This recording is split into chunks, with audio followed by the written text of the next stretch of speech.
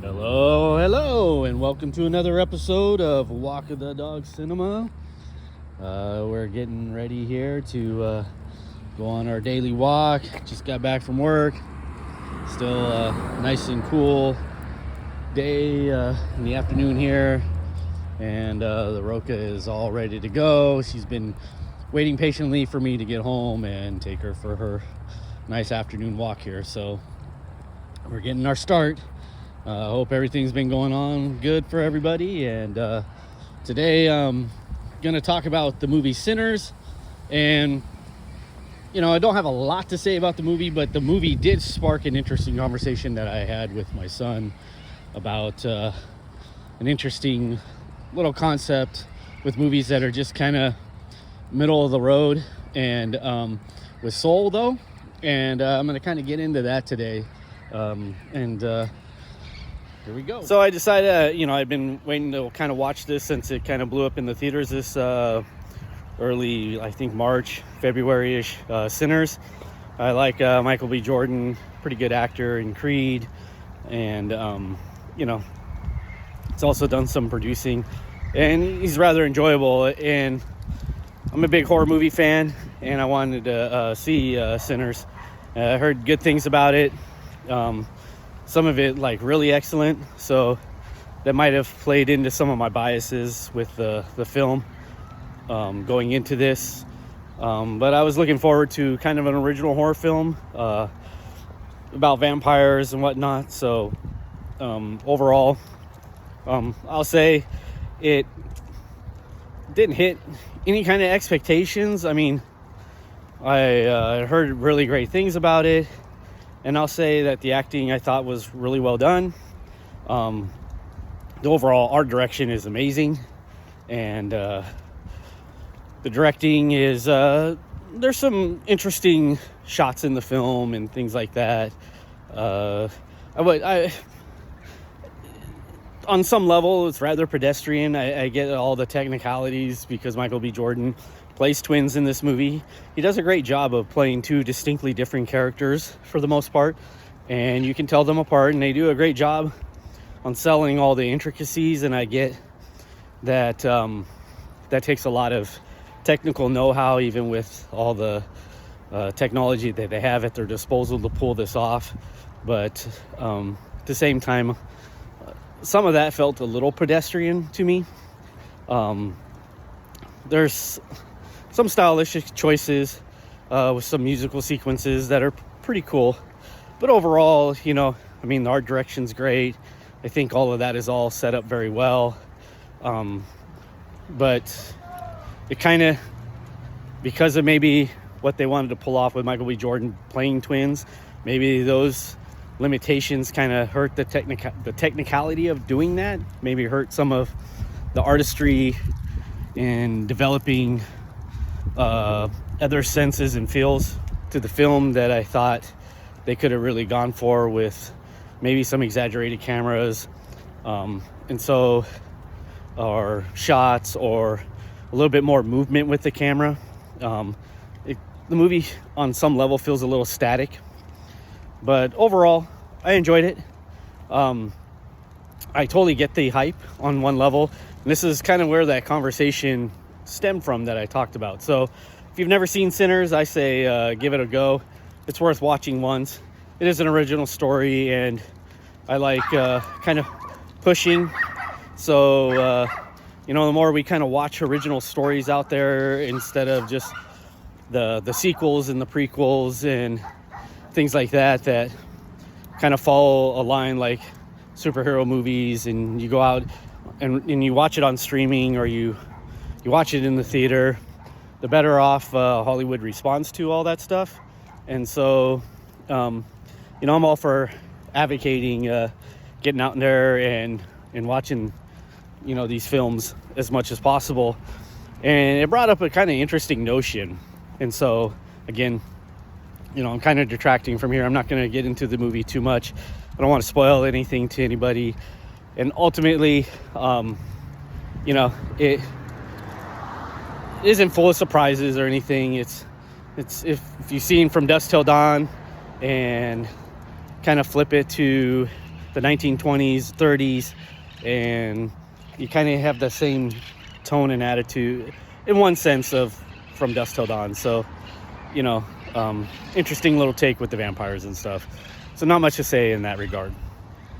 Getting into the other main point, talking with my son, is really what I want to kind of get to. And so to get into it, you know, me and my son, we were talking, and, you know, we had this kind of interesting, you know, a lot of times, not just me, but, you know, friends and people I know, co-workers and stuff, you know, we go to the movies or we sit down to watch a movie, and a lot of times nowadays we're just hoping it's kind of mid, you know, it's just kind of, it's average, we're just hoping for, and, you know, we're just hoping it tells a story. And, you know, I'm not going to sit here, oh, that's an indictment on Hollywood or the writing. For whatever reason, from a cultural change standpoint, you know, other things have become important. And, you know, like I said, with advanced stats and things like that, you know, I think what we're kind of feeling from an artistic standpoint is, yeah, we're hoping it's just mid. You know, if it's great and it blows us away, even better, right? But, you know, a lot of things nowadays don't have any soul to it. You can find it out there. You know, people find a lot of it on YouTube. You know, here I am talking and everything. Love talking about movies. You know, I'm hoping that is conveyed. But at the same time, you know, people find, you know, Instagram stuff, and though it's low budget or no budget, you know, I think people have kind of forgotten on a certain level. And me growing and just growing up in the 70s, 80s, you know, 90s and stuff, we kind of always knew it then. You know, it's like, that movie doesn't have any soul. It's just a rehash. That one just sucks, because you can just hear them trying to print money, you know. I see and hear some of that to some degree, but I also hear a lot of people just like, I can't wait for the next Star Wars. I can't wait for the next Marvel. It doesn't matter what it is, right? And they just eat it up and just kind of delve into it, and that's fine. I'm not trying to knock that, so to speak, but I also hear people then, oh my gosh, like, that just wasn't good, or oh my. And sometimes I would say that, you know, we kind of look at it and go, you know what, the story was kind of interesting, but man, just something wrong about it, you know. And again, you know, you're just kind of hoping to be entertained. It's just kind of mid-level. And, you know, my son kind of just told me, Dad, you know, I think it's okay that we like mid. You liked mid when you were a kid, you know, in the 80s. You watched some movies that back then are considered mid that have become classics now. And that's true. And you know, there was storylines in comic books and books that were just kind of mid. Some of the expanded universe stuff, I mean, they were, you know, sequels and all that. It just, and I'm not saying that there wasn't sequels in the 80s, because let's be honest, the horror industry really had a ton of it with the Halloweens and all that. And ultimately, people would put up with the bad stuff, you know, so to speak, to hopefully maybe see something good. But then, you know, a lot of times, though, some of the sequels were really good. And it got to me to thinking about that while talking to my son. You know, really, what were you seeing? You know, back in the day, you know, and this isn't just a back in the day, because I'm going to get to some recent stuff that kind of validates this way of thinking. You know, you could get to a Nightmare on Elm Street Part 3, okay? And yes, Freddy Krueger was kind of already, you know, not being done to death, but he was popular, and you could say, well, it's part of a franchise, is this? But, you know, the story in 3, a little bit unique. They didn't attach Freddy to it, you know, or whatever. But I think because the director was up and coming or trying to break in, and some of the actors, like Patricia Arquette, is trying to break in, what you really felt, and I get that's a sequel and all that, what you felt is, those movies kind of had a soul to them. And so it had the slasher. Freddy's a kind of a cool character, but it also came across, Robert Englund loved that character. He had a kind of a soul about it. He embodied it, right?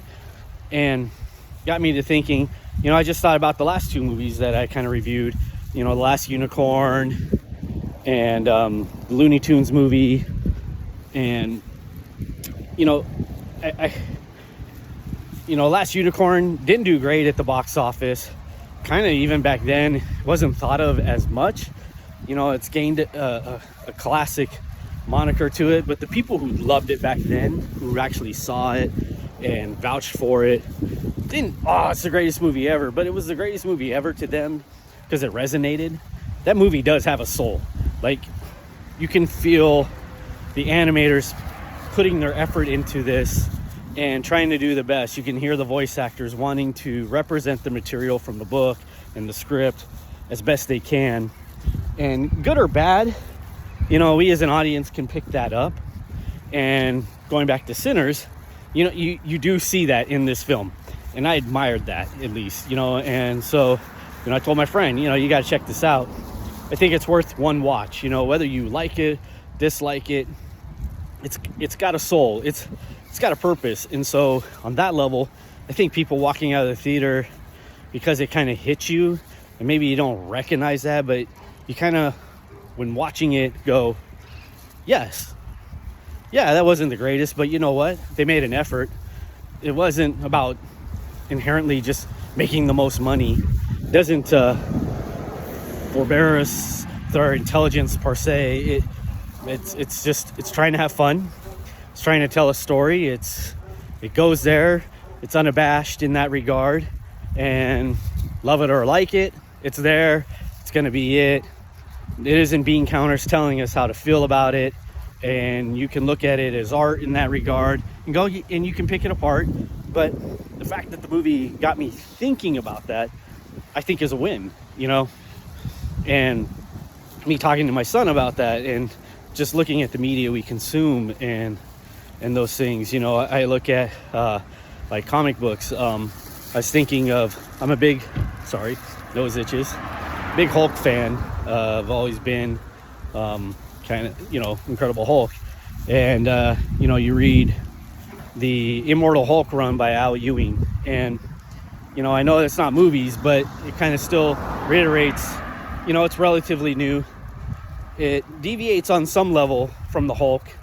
And a lot of times, I think we get caught into like DEI stuff and, the new Marvel Universe and MCU's woke, or, this is just checking the boxes. And, what's weird is he tried something different within the Immortal Hulk. Doesn't always work, but you can feel the passion kind of come off on the story, and it's not just a regurgitation. You really, feel that. And so a lot of people loved the run. And yeah, they love it because, I did something new with the Hulk, and it's not just the same old. True, okay. But doing something different doesn't inherently make it great. Because you can do something, like I said, with a cliche and make it great. And it really just, it ties in. Can you feel that passion? Is it really palatable and palatable and there, the beginning of the MCU for Marvel, had quite a bit of that, the first Iron Man's not the greatest movies, but, Robert Downey Jr. embodied Tony Stark. There was kind of this passion about it. There was passion behind the camera to get this on film and build this world. The first Avengers has that kind of passion and energy to it. Whether it's the greatest movie of all time, there's those passions there that we get to see and understand and get to know the characters. Looking back on them now, they're kind of cheesy on some level, but it really was that passion that we saw being brought to life. I think of The Mandalorian and the first seasons, and Jon Favreau really had a passion and an energy, and Dave Filoni, to bring that character to life, Grogu to life. And I wouldn't say every episode works for me, but you know, they're there, but there's this passion for it, right? And then you say, well, what happened with the Book of Boba Fett, you know? And a lot of it to me was, it was kind of passionless. I don't, you know, yeah, everyone wants Boba Fett, but it more became a bean counter. Oh, we got to put this, we got to do this, and just didn't embolden to the character, the feel, and so it kind of failed. And yeah, the storylines weren't the greatest, but that's where we start filling some of the check boxes and what they're trying to do to flip the script, and it kind of just feels like going through the motions instead of really embodying the character or the universe or the history of it all. Just, it's kind of the motions. Oh, we got to do this, and that happens. I get it, but I think the passion and the love, you know, and we talk about independent films and just, you know, the conglomeration of things kind of gets killed because, you know, they got to make money to stay alive, and you kind of see where that passion has kind of been lost, that emboldened spirit of it all, where, you know, you have brilliance and some madness with that, but that passion comes through, and it may not be a home run, but they're going to build to try to get the home run, and they keep having that passion to keep going, right? And in art, that's, you know, highly important. You can still find it out there, especially in the independent scene. But I think, you know, accepting that, you know, you get a movie like Sinners, it's kind of mid, but that's good. At least it's there. And yeah, you know, it may not win any Academy Awards, and that's fine. It may not like blow the roof off like for some people, but you know, when someone tells me that they really love that movie, but they can't really tell me, I think on that level, it's that they felt that energy from behind the camera, in front of the camera with the actors, to bringing it to life. And so that passion exudes, and there's a soul to the movie, there's a soul to the art of it that we can appreciate. And you know, so yeah, I'm hoping to see more of that in the future. You know, when I touch upon the older stuff, you know, I really see it come through and trying stuff. And so you accept some of the plot holes or the shoddy effects. But that's kind of my rant, little vlog for the day and sharing about it. Let me know what you think. If you think I'm absolutely crazy, just let me know. And hope to see some comments about it, or get some subscriptions and get to talking about these things. Until next time, enjoy it.